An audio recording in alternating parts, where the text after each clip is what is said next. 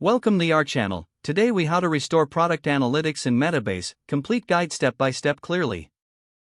To restore product analytics in Metabase, begin by accessing your Metabase dashboard. Log in with your admin credentials to ensure you have the required permissions.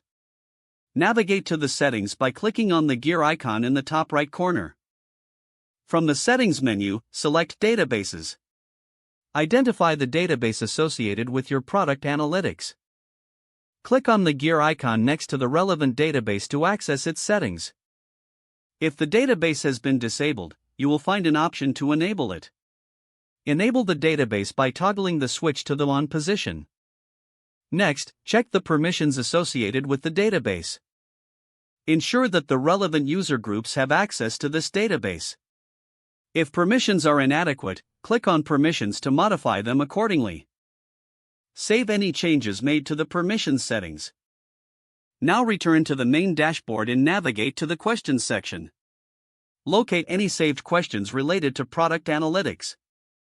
If questions are missing, consider re-importing saved questions from your backups. Click on Browse Data to check if product analytics tables are available. If tables are not visible, ensure that the database connection is correctly configured. Return to the database settings and test the connection. Fix any connectivity issues if the test fails. Once the connection is established, revisit the Questions section again. Recreate any lost questions using SQL or the Query Builder tool.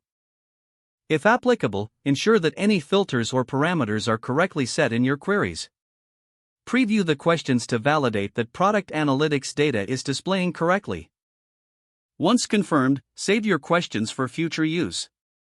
Consider setting up dashboards to visualize your restored product analytics. Organize essential metrics and insights into a cohesive dashboard layout. Finally, ensure regular backups of your Metabase setup to prevent future data loss. If the page does not load, refresh the browser or try again in a private or incognito window.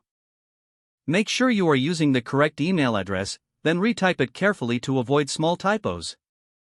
Don't forget to like this video and subscribe to our channel for more step-by-step tech guides.